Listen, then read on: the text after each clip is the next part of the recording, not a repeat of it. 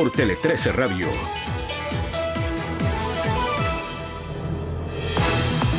Con 43. Ayer la Asociación de AFPs presentó una serie de propuestas para mejorar las pensiones de los chilenos. Esto en el medio del debate por la reforma de pensiones. La presidenta de la Asociación de AFPs, Paulina Yasigi, está en contacto con nosotros a esta hora. No está en el estudio, está en Río de Janeiro. Paulina, ¿cómo está? Buenos días. Hola Iván, perdón. Estoy en Río porque estamos en el seminario internacional que organiza la FIAP con la BRAP, que son la Asociación de Fondos Brasileños.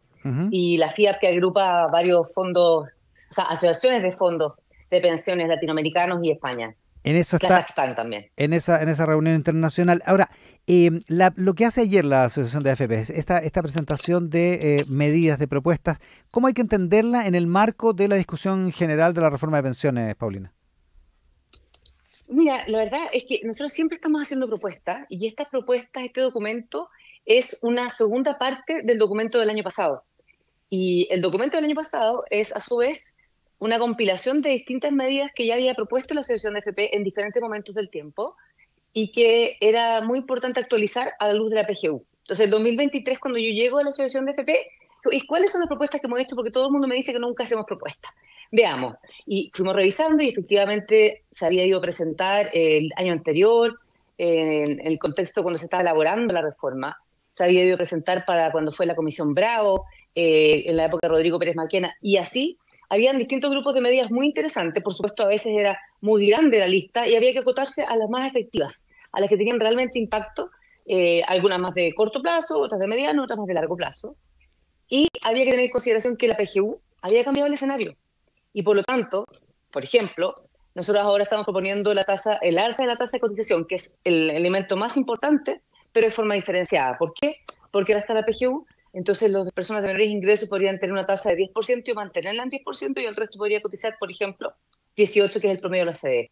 Así nace el documento el año pasado, y este año lo que hacemos es publicar todos los impactos de las medidas, porque cada una de estas medidas las propusimos porque tiene un impacto importante en pensiones y en tasas de reemplazo, y había que elaborarlo en un documento y dejarlo bastante claro, porque uno puede ser lleno de números, pero ya después poder comunicarlos al resto, hay que dejarlo más gráfico, más claro, más sintetizado. Claro, se tiene que entender. A ver, vamos por parte. Primero, a propósito que menciona eso de la diferenciación por ingreso de la cotización, más o menos en qué nivel el concepto es, como usted lo acaba de decir, que quienes tienen menos ingresos van a verse beneficiados siempre por la PGU de manera constante en el tiempo, ad infinitum, digamos. Entonces, por eso podrían soportar una cotización menor, digamos, ¿no? ¿Ese es el principio?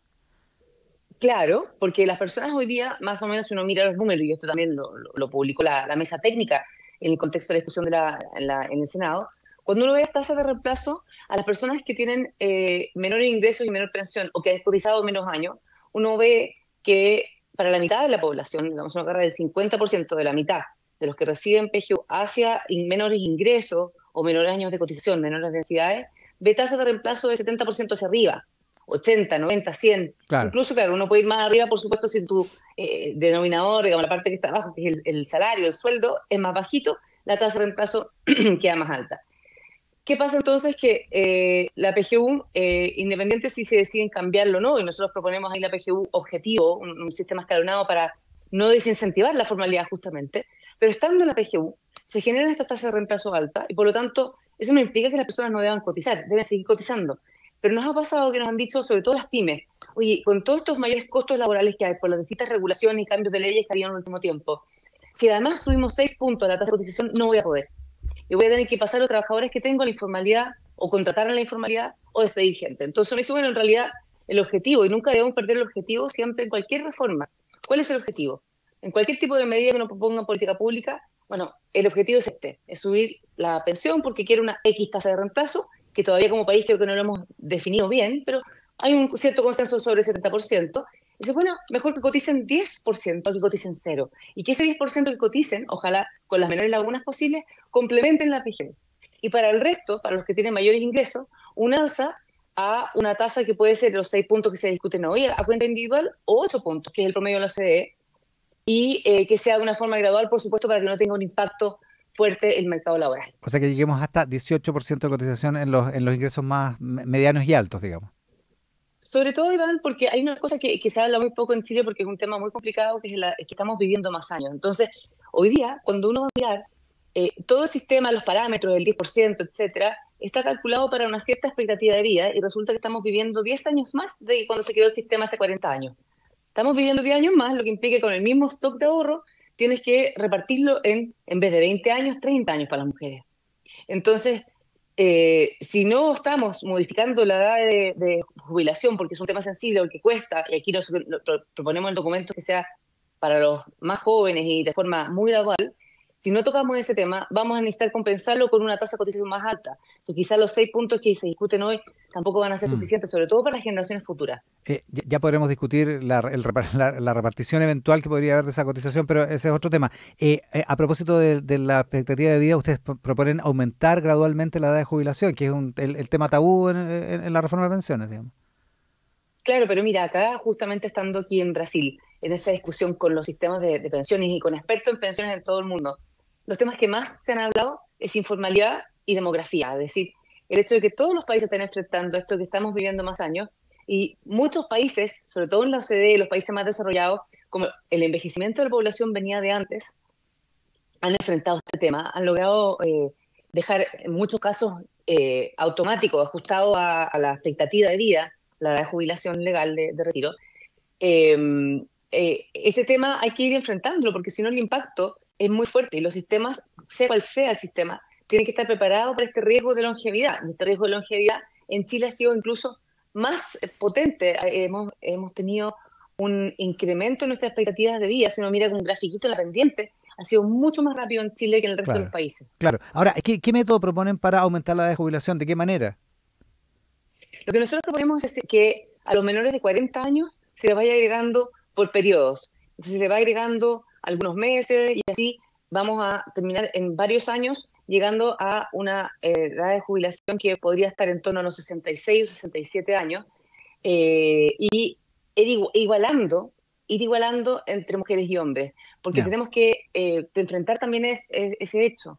Hoy día somos de los muy pocos países que tienen una diferenciación entre mujer y hombre y de más encima 5 años.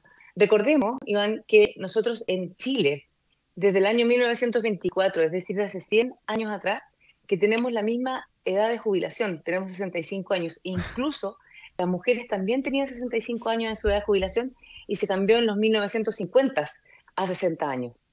Por lo tanto, no Mm. estamos ni siquiera avanzando, estamos incluso volviendo a lo que teníamos hace 100 años atrás. Claro, todo esto son medidas súper impopulares. También el asunto de la falta de cotización, porque lo que proponen ustedes es que todo aquel que reciba ingresos cotice. ¿De qué manera se puede hacer? Porque suena bien, digamos, pero ¿cómo hacerlo? Sí, aquí lo que hay que entender, Iván, es que una medida impopular sería cuando fuera en perjuicio de las personas. Y acá las medidas son para que las personas se vean beneficiadas y tengan una mejor pensión. Porque recordemos que la PGU puede ser para el 90% de la población, ¿cierto? En Chile hoy día es universal, porque lo que deja fuera es el 10% más rico, con pensiones más altas, y llega al 90% de la población.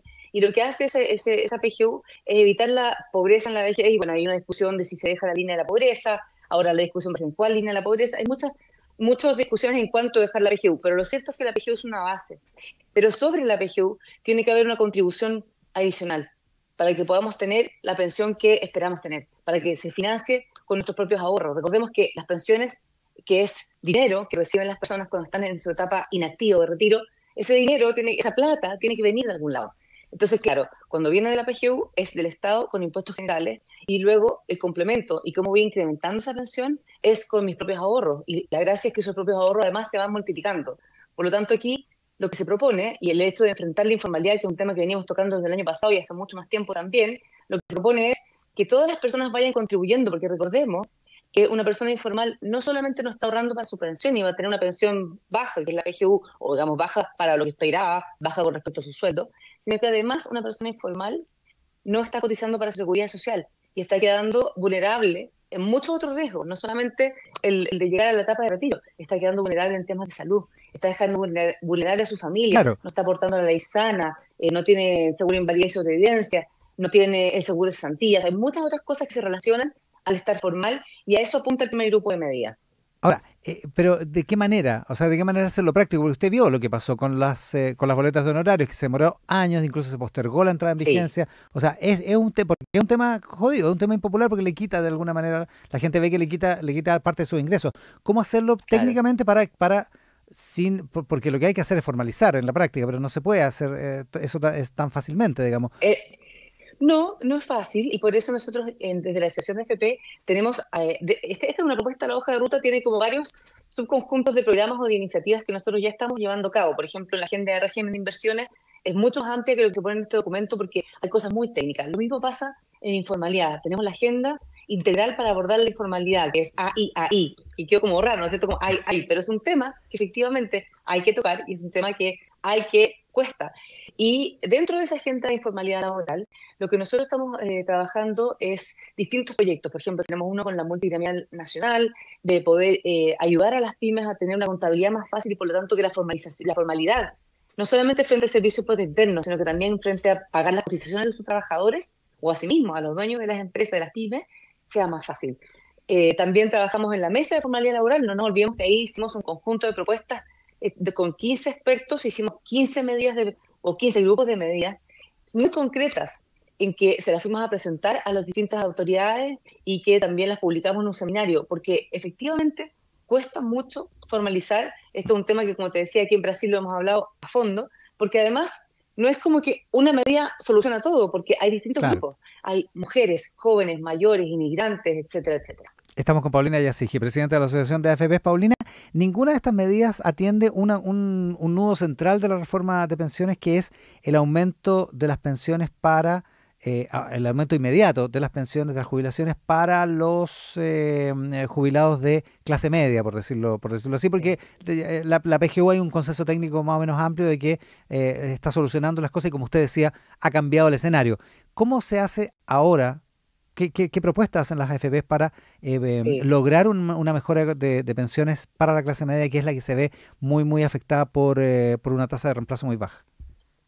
Sí, Iván, nosotros, a ver, cuando parte el documento, en las primeras secciones, nos hacemos cargo de eso justamente porque eh, hay que entender que una reforma de pensiones, al igual como uno podría pensar en otro tipo de reformas como la educación, por ejemplo, son de largo plazo.